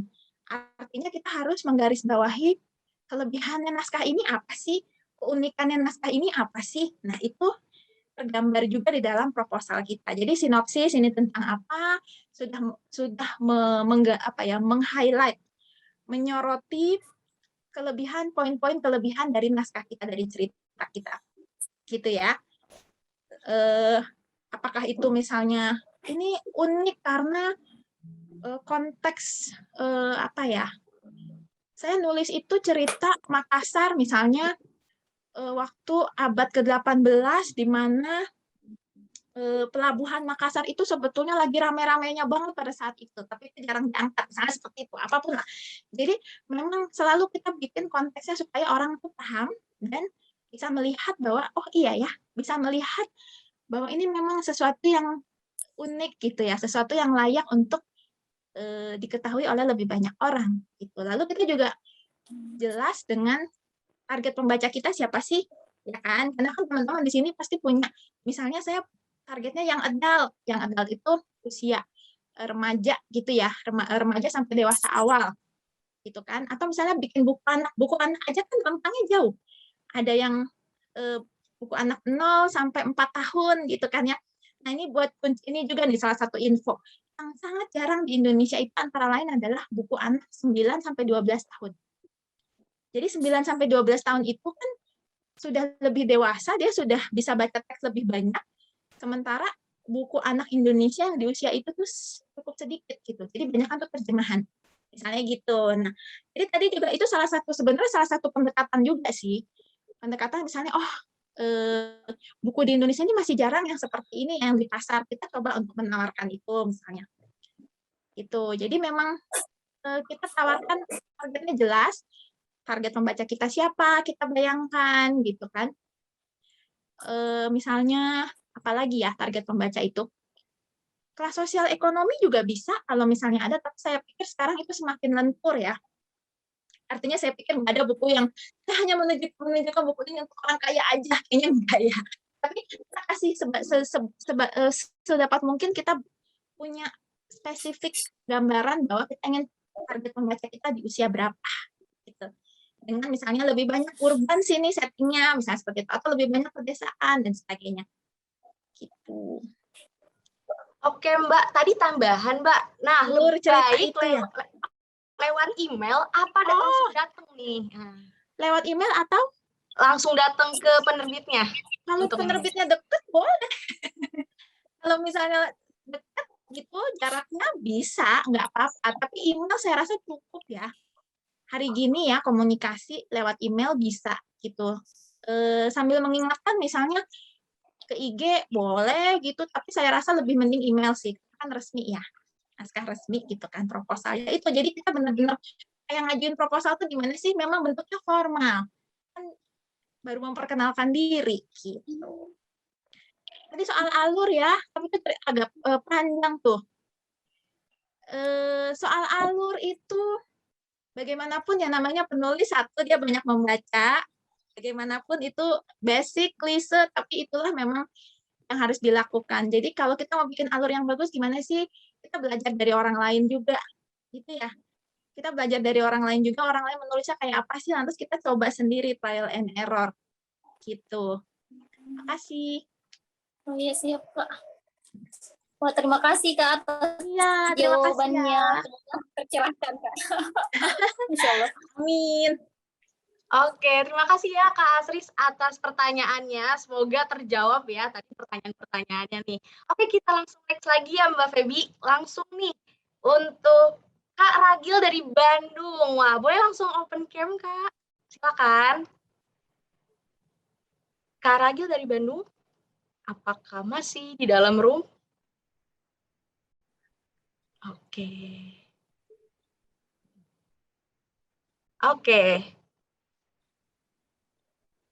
Silakan Kak, boleh langsung ditanyakan saja pertanyaannya. Iya, kalau misalnya gimana sih caranya buat kita tahu kalau karya tulis kita itu eh, memiliki nilai gitu untuk diterbitkan sama penerbit? Sama apa, kayak kalau cerita yang kita ini itu bakal sukses dan bisa dirilis gitu secara publik, gimana caranya? Gimana caranya kita tahu? Pertama adalah yang paling obvious, menyelesaikan. Sekali lagi, saya sering banget dapat pertanyaan kayak gitu, padahal banyak orang yang bertanya itu belum sebetulnya benar-benar selesai. Gitu. Jadi katakanlah baru ide atau baru sinopsis atau baru separuh naskah gitu ya. Jadi sekali lagi, selesai itu nomor 1. Selesai dari tangan kita, lalu kemudian diamkan dulu gitu ya. Kasih waktu, kasih jarak buat kita dari yang menyelesaikan sampai kita baca lagi. Ketika kita baca lagi, kita bisa melihat lebih jernih, ini karya ini udah kita rasa siap atau belum. Jadi kitanya sendiri, Kak, yang harus juga, kita udah merasa sure atau belum. Kalau misalnya kita 50-50 tadi, cari teman yang kita percaya. Dan saat ini ya, kita bisa menemukan teman itu nggak hanya dari teman langsung ya. Ini juga kan Klub Buku Narasi jadi bagian dari komunitas juga yang, kita bisa yuk nulis bareng-bareng, saling kasih feedback yuk satu sama lain. Ya nggak? Gitu. Jadi coba misalnya kamu kirim naskah kamu ke beberapa orang yang kamu pikir kamu percaya, gitu kan. Percaya tuh bukan percaya gimana ya, maksudnya percaya bahwa mereka itu misalnya pembaca, gitu. Pembaca yang cukup banyak gitu kan, percaya mereka itu misalnya mengerti tentang menulis, gitu. Percaya mereka akan memberikan feedback yang jujur, kayak gitu. Jadi kamu kirim misalnya ke 3-5 orang, kamu tanya pendapat mereka, gitu. Nah, setelah itu kan kamu bisa punya input tuh, kamu bisa lihat lagi. Nah, baru kemudian oke, tawarin. Kalau saya sih, saya akan melihat penerbit mana yang cocok. Gitu. Saya akan saya deketin satu-satu gitu. Jadi kita nggak akan pernah tahu kalau hanya berkutat kepala sendiri, bener ya? Karena ini kan nulis buat orang lain, jadi kita mesti mulai untuk cari feedback, gitu. Cari feedback, tapi sekali lagi relasinya seimbang sama feedback. Karena kalau enggak, misalnya baru dikasih, kayaknya nggak layak kepilih, baru satu orang yang ngomong udah langsung ciut, gitu ya. Jadi cari feedback dari orang, tapi pertama itu kita mesti punya relasi yang seimbang juga dengan feedback itu. Kalau misalnya dia bilang, ya idenya bagus sih, tapi kok masih begini ya, kita lihat apa nih yang bisa kita perbaikin. Gitu. Jadi kita nggak akan pernah tahu memang sebelum kita nyoba. Gitu. Dan juga kalau misalnya saya baru dengar, teman-teman baru dengar nggak berita terbaru itu, ada seorang pramugari di Amerika ya, yang dia tuh nulis tuh di tisu gitu, terus kemudian naskahnya tuh sempat ditolak oleh 41 agen, lalu kemudian sekarang ini mau terbit dan akhirnya dapat agen gitu ke 41, dari tolak 41 kali loh, bayangin. Lalu kemudian sekarang ini udah kontraknya udah dibeli sekian negara, udah mau difilmin dan sebagainya. Gitu. Jadi kita tuh nggak akan pernah tahu. 41 penolakan itu banyak sekali loh. Jadi kita sering kali dengar cerita kayak gitu, bener ya? Tapi kalau kita dengar, dan kita kan dengar biasanya kalau udah berhasil. Jadi kayak, iya hebat, tapi begitu kita ditolak 10 kali juga kita udah gitu. Jadi penting banget untuk kita memang tadi mempromosikan diri kita ke diri sendiri, itu tuh penting banget. Dengan tetap terbuka sama feedback dari orang-orang yang kita pikir memang ngerti standar yang benar, ya. Tapi kita nggak akan pernah tahu kalau nggak nyoba, gitu. Coba misalnya dari penerbit itu kan juga sangat sibuk karena menerima banyak sekali naskah. Kita cenderung kita tidak bisa mengharapkan feedback dari penerbit yang bersangkutan. Kenapa ya naskah saya ditolak? Gitu. Itulah kenapa penting pertama kita sendiri yang harus memperkaya wawasannya kita juga, gitu ya, dalam menulis. Dan yang kedua itu tadi, kita punya support, kita membangun support system buat diri kita. Saya percaya teman-teman di sini harusnya bisa nih, kan ada yang KBN di Klub Buku Narasi gitu ya, yang dari sini ya. Jadi coba deh mulai sekarang kontak-kontakan gitu, mau nggak bantuin baca naskah aku misalnya, nanti kita tukeran yuk. Nah itu kan bisa jadi ngebangun support system itu lintas daerah lagi, keren banget. Oke, makasih Kak. Iya, sama-sama. Oke, terima kasih ya Kak Ragil atas pertanyaannya. Wah, boleh nih langsung tukeran nomor handphone aja ya teman-teman. Kalau chat silakan. Email-emailan, Chat iya. private ya, silakan boleh sekali ya untuk saling sharing-sharing. Oke, teman-teman kita lanjut lagi nih ke pertanyaan selanjutnya dari Karayan dari Bandung. Boleh Kak langsung aja open cam-nya sama open mic-nya?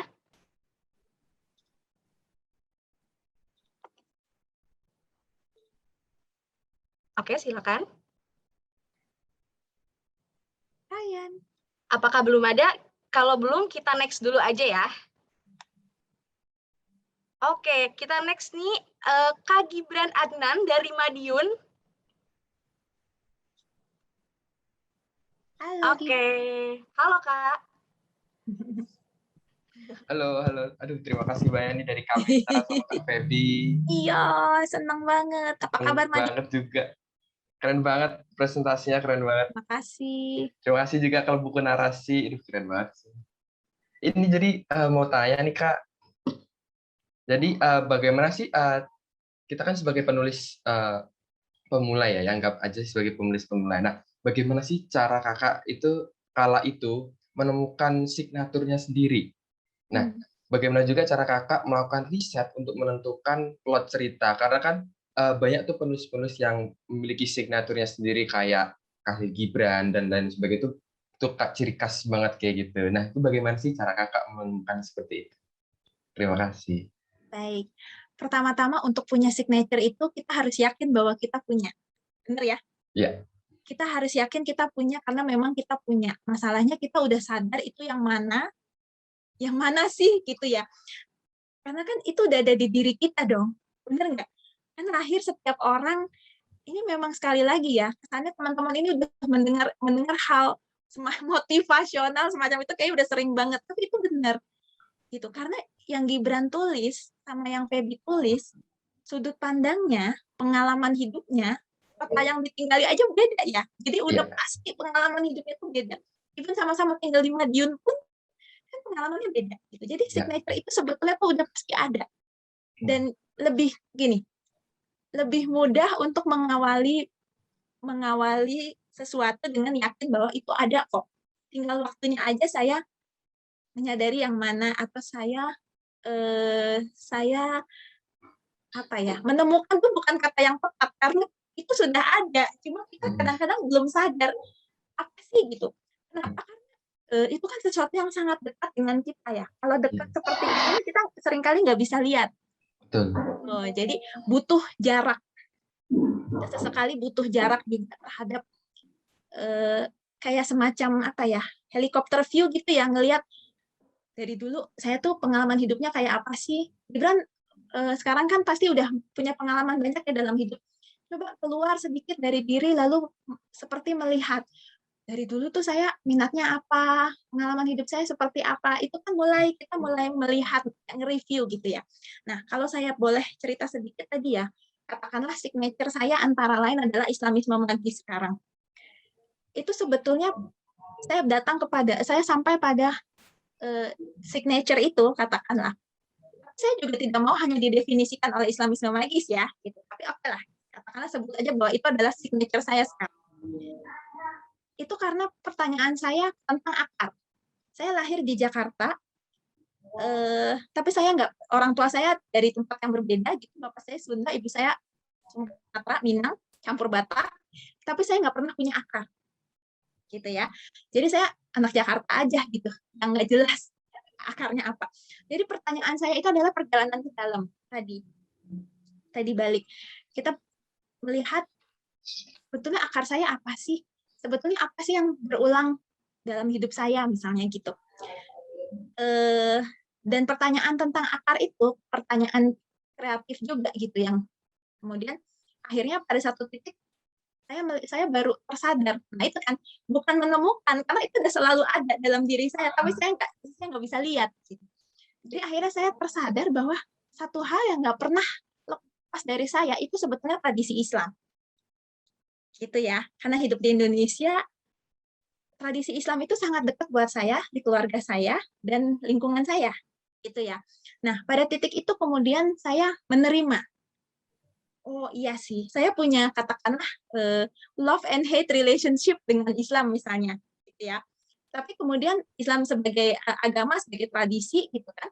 Tapi kemudian saya sampai pada penerimaan bahwa itu signature saya, gitu. Karena itu adalah sesuatu yang sangat dekat yang nggak pernah lepas dari itu. Gitu. Nah, setiap kita di sini punya itu, sesuatu yang emang selalu menarik perhatian kita, selalu jadi bagian dari hidup kita yang penting, dan saking dekatnya kita seringkali nggak lihat.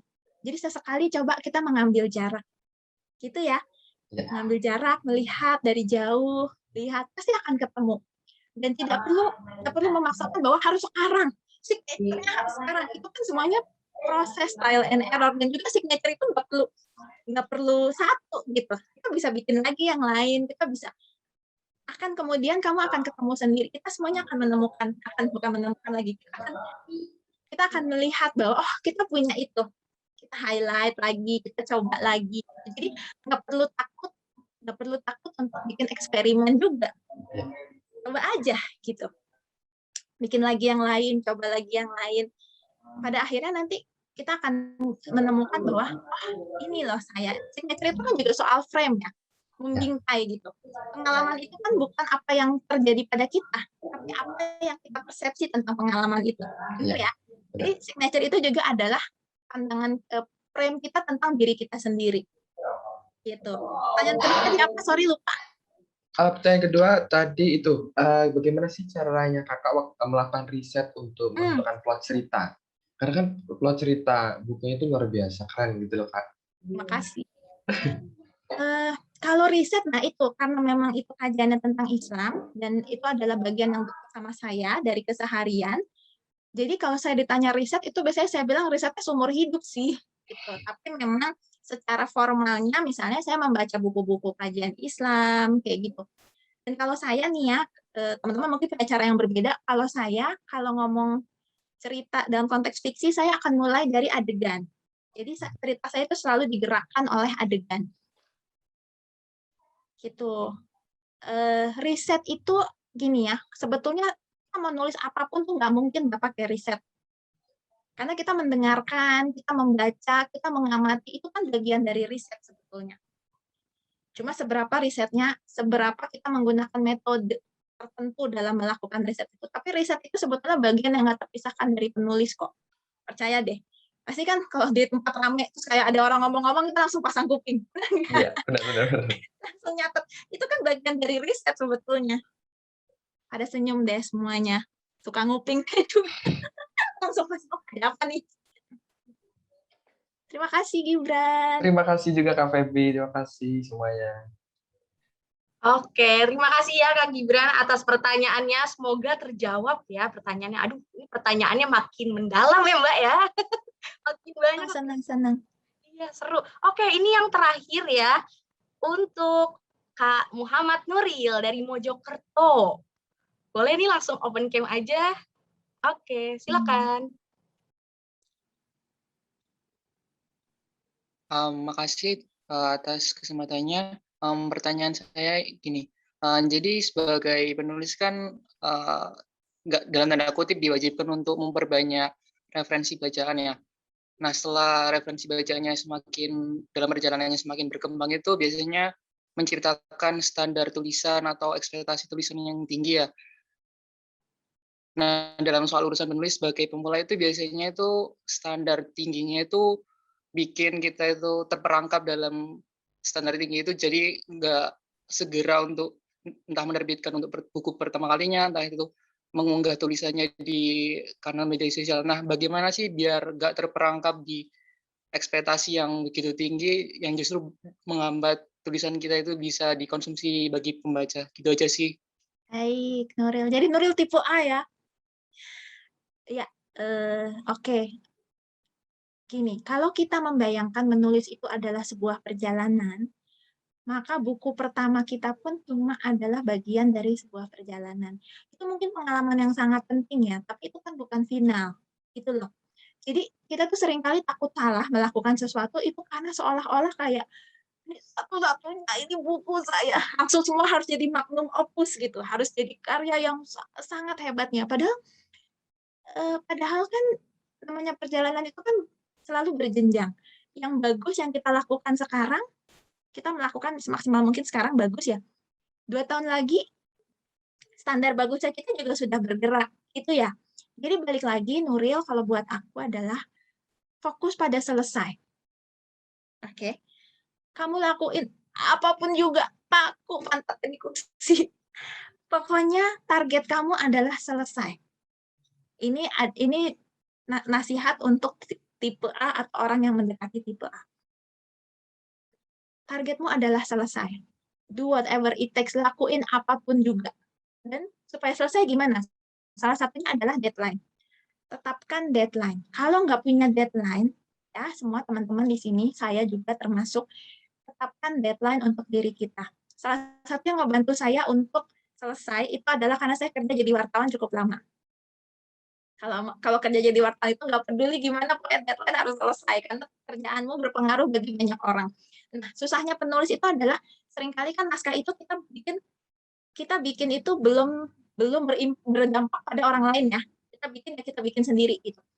Jadi kamu lakuin apapun asal naskah itu selesai. Kalau saya itu dulu sempat saya tulis, kenapa sih saya pengen buku ini ada? Kenapa saya pengen naskah ini harus selesai? Jadi saya tulis di samping komputer saya, di samping laptop saya, itu saya kalau lagi stuck, saya baca, oke, saya mau naskah ini selesai. Apapun yang terjadi, menyelesaikan itu adalah udah hadiah yang sangat besar buat setiap penulis. Selesai dulu. Sudah selesai, nikmati, rayakan kegembiraannya, gitu. Diamin dulu. Jadi kita hargai, apresiasi diri kita ketika kita sudah menyelesaikan. Itu dulu. Jadi tujuannya itu dulu. Jangan mikir tinggi. Tinggi itu apa sih? Standar tinggi. Karena tinggi itu juga berjenjang, gitu ya. Tinggi itu apa? Misalnya, kita sebut satu penulis siapa di dunia. Tapi kan sesuatu yang namanya manusia itu kan selalu ada yang lebih baik, ada yang lebih baru, yang baik tahun ini belum tentu baik tahun depan kan gitu. Jadi segalanya itu adalah selalu berproses. Kita tidak pernah berada pada titik selesai sebetulnya. Kenapa dari tadi saya senang pakai kata rampung? Karena sebetulnya kita tidak pernah selesai. Tapi cukup selesai. Finish enough gitu. Rampung aja dulu. Tekadnya itu, rampung. Nanti sudah satu kita rayakan. Yeay. Penerbitan promosi nanti dulu itu butuh Feby yang berbeda untuk melakukan itu dengan Feby yang menyelesaikan gitu ya, butuh alter ego nanti aja, tapi kita rayakan. Oke. Tekadnya itu ya Nuril, selesai. Dan saya minta Nuril kalau tidak keberatan begitu selesai nanti email saya ya. feby.indirani@gmail.com, email saya ya, Mbak, saya udah selesai. Gitu. Jadi coba deh nyalain mic-nya, saya mau tanya kapan targetnya kamu sekarang mau nyelesain? Saya tagih loh.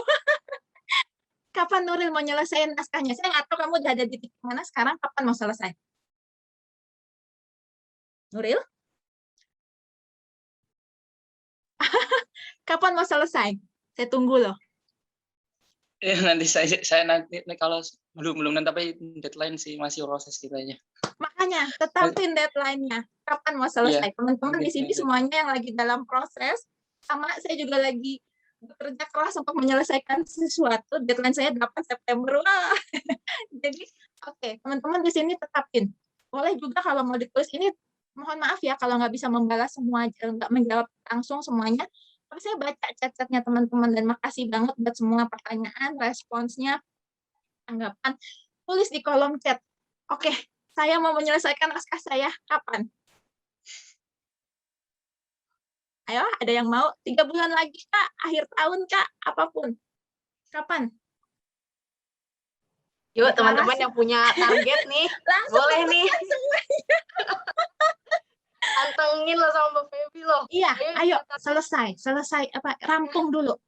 Selesai kuliah, waduh, oke. Bismillah 1 bulan lagi, oke. Akhir tahun 2021. Selesai kuliah itu kapan? Saya ingin menyelesaikan naskah, bismillah akhir tahun, amin. 3 bulan lah, oke. Siapa tuh? Oke, Keren. Akhir tahun.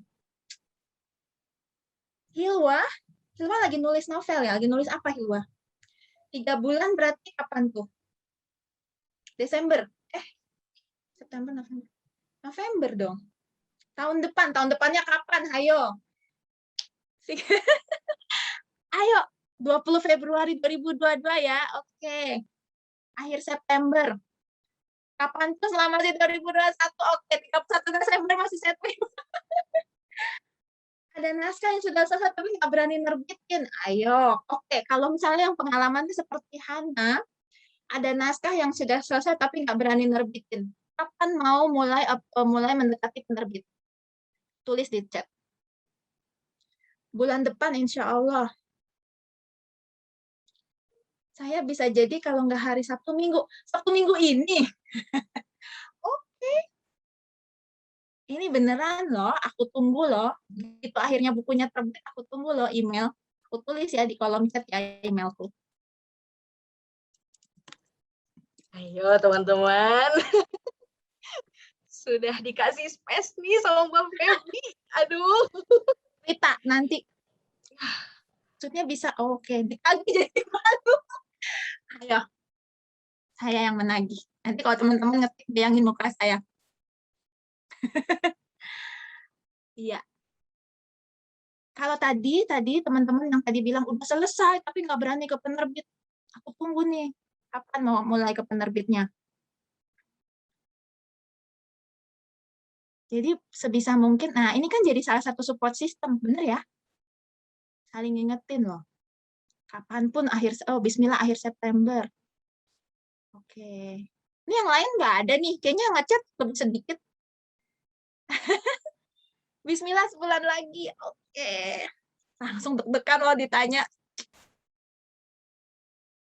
Mita ada naskah, Mita? Kebetulan belum ada, Pak. Tadi pendekatan nama penerbit. Mantap, Rizka. Oktober 2021. Yes. Ingat ya, teman-teman. Merampungkan itu adalah hadiah buat kita sendiri. Oke? Gak usah mikir orang lain.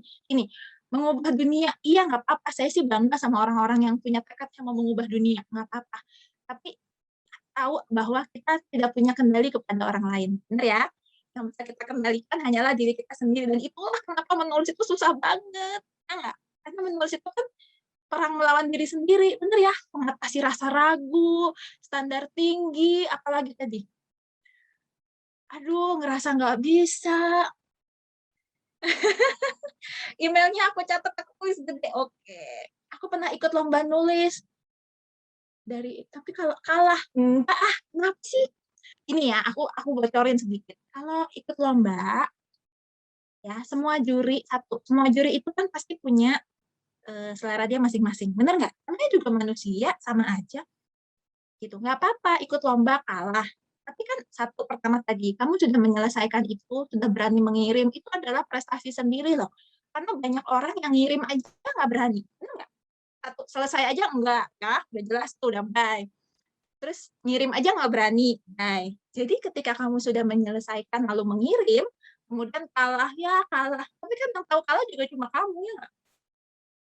Ya udah bikin lagi aja, atau misalnya lihat kok kalah sih padahal cerita saya keren, ya nggak sih? Kan kita harus promosikan ke diri sendiri juga, karena cerita saya keren, coba mungkin saya utak-atik sedikit, terus saya coba deh publish potongannya, misalnya kutipannya bab 1 aja saya coba publish, atau saya minta feedback dari orang lain. Saya aktif nulis di Wattpad, yes, bagus, sip. Nulis caption masih susah mikir, semua orang juga gitu. Sama aja. Unfortunately, naskahku hilang di laptop. Bismillah mau mulai lagi. Yes, nggak apa-apa. Tapi kan ada diingatkan ya, bisa nulis lagi. Itu pasti ngeselin banget sih. Oke? Udah nih, nggak ada yang mau bikin nyanyi lagi sama aku hari ini. Waduh, ini sangat-sangat beruntung ya hari ini yang datang pada kesempatan kali ini ya, dikasih space sama Mbak Feby langsung. Jadi teman-teman ya, yang mau ngirim-ngirim nih coba ke Mbak Feby biar dicek-cek, boleh langsung email aja. Yes, nanti bilang ya, Mbak Feby, aku selesai nih, aku nepatin janji aku. Tuh.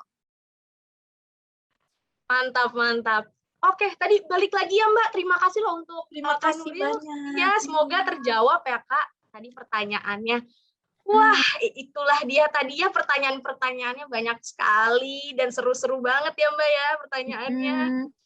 Oke, teman-teman. Jadi untuk sesi selanjutnya sepertinya, oh ya pertanyaannya mungkin sampai di situ dulu ya, karena ini banyak banget dan masih sejenis-sejenis juga pertanyaannya. Semoga teman-teman terjawab nih sama jawabannya dari Boleh Mbak ya, Feby. nggak apa-apa ya. Kalau misalnya ada yang nggak terjawab satu-satu banget, nggak apa-apa ya.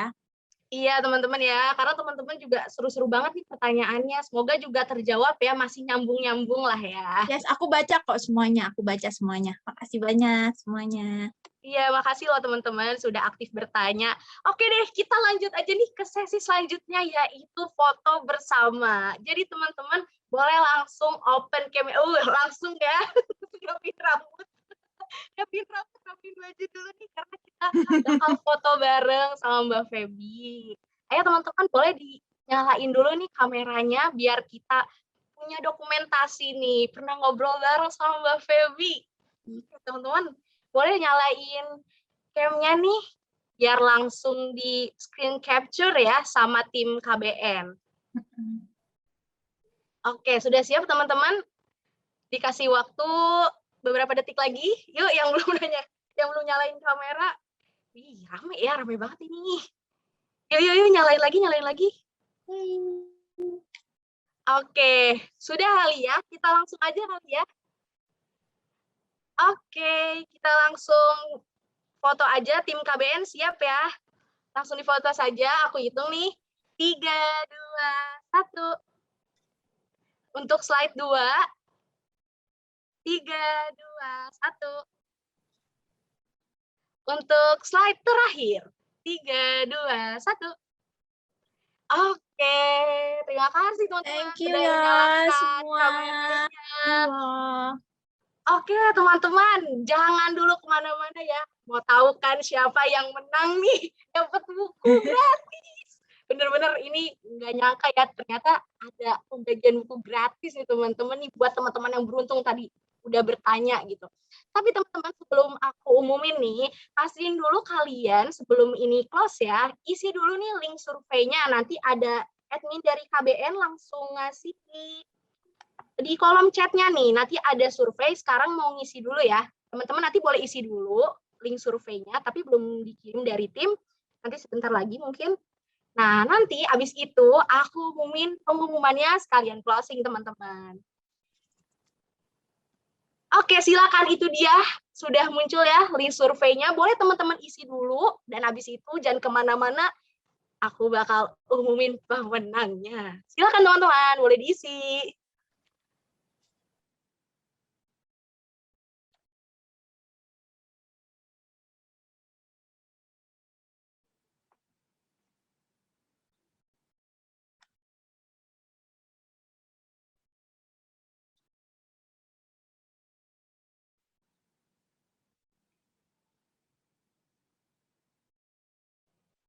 Oke, untuk tim KBN mungkin bisa dicek lagi, karena ini beberapa ada yang tidak bisa dibuka ya linknya. Ada lagi yang nggak bisa dibuka? Oke, tidak bisa diakses ya. Oke, baik. Mungkin dari tim KBN boleh langsung di resend lagi.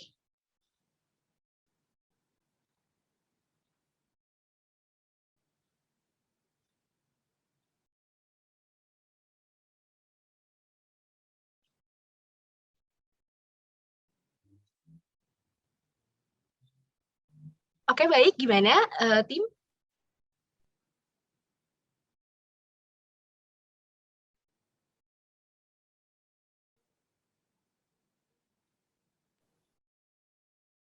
Oh, oke. Jadi, dapat kabar nih, katanya surveinya ada di bio-nya KBN ya. Boleh langsung mampir teman-teman ke Instagram, karena kalau misalkan langsung diklik dari sini, ternyata tidak bisa menerima jawaban ya. Tapi kalau di yang Instagram itu langsung bisa teman-teman. Jadi teman-teman boleh langsung mampir ke bio-nya KBN, nanti langsung aja diklik linknya. Silakan teman-teman.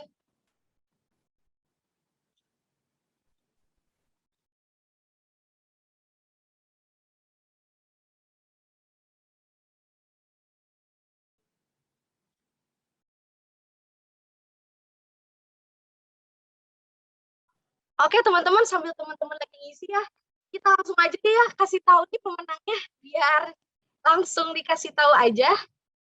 Oke teman-teman, jadi ya saya akan memberitahu siapa saja nih pemenangnya. Ada 4 orang yang beruntung ya teman-teman. Jadi pemenang yang pertama yang akan mendapatkan buku adalah Kak Charis. Kak Charis ada? Selamat ya Kak Charis.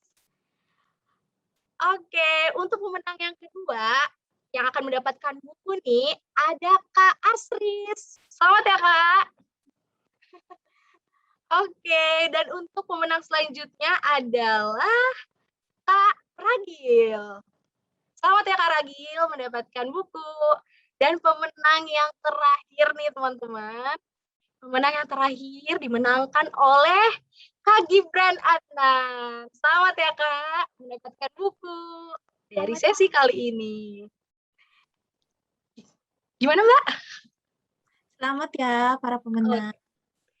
Selamat teman-teman yang mendapatkan buku. Oke teman-teman, boleh ya nanti sambil diisi. Oke teman-teman, itulah dia ya. Demikianlah acara dari Friday Book Club dengan Bentang Pustaka. Terima kasih loh untuk teman-teman atas antusiasnya yang hadir untuk menyimak sampai akhir dan aktif bertanya. Semoga apa yang telah disampaikan hari ini bisa memacu semangat teman-teman untuk selalu berkarya, menulis buku impian teman-teman hingga menerbitkannya. Terima kasih juga nih kepada Mbak Feby ya dan tim Bentang Pustaka yang telah mewujudkan acara ini. Semoga akan ada workshop selanjutnya yang berguna bagi peserta Friday Book Club. Terima kasih ya Mbak dan tim Bentang Terima Pustaka. kasih. Terima Oke. kasih semuanya. Iya, terima kasih. Oke teman-teman, sebelum aku tutup juga nih Mbak Feby mungkin ada yang mau disampaikan untuk teman-teman. Terima kasih semuanya. Tadi saya senang sekali. Pertanyaannya juga bagus-bagus ya, banyak banget. Yang saya baca nih juga saya masih baca beberapa pertanyaan yang panjang-panjang. Senang banget itu menunjukkan bahwa teman-teman di sini semuanya bersemangat untuk berkarya gitu ya. Dan ingat kalau buat saya itu tadi. Yang penting teman-teman ini percaya bahwa karya itu dirampungkan dulu, gitu ya. Dunia butuh karya yang rampung, bukan yang sempurna. Jadi kalau kita cari kesempurnaan itu nggak akan pernah ada ujungnya, karena kesempurnaan itu adalah proses perjalanan kita semua. Gitu ya. Ingat ya tadi ya yang udah janji, masalah sein bulan depan, Oktober, Februari, aku tunggu emailnya untuk cerita. Mbak, aku udah selesai karyanya. Gitu ya. Oke? Sip semuanya, sampai ketemu lagi kapan-kapan. Makasih banyak loh buku narasi. Oke, siap. Terima kasih ya Mbak Feby. Sekali lagi aku ucapkan terima kasih Mbak Feby dan terima kasih juga kepada Bentang Pustaka. Oke teman-teman, sampai jumpa lagi di Friday Book Club bulan depan. Terima kasih teman-teman. Bye.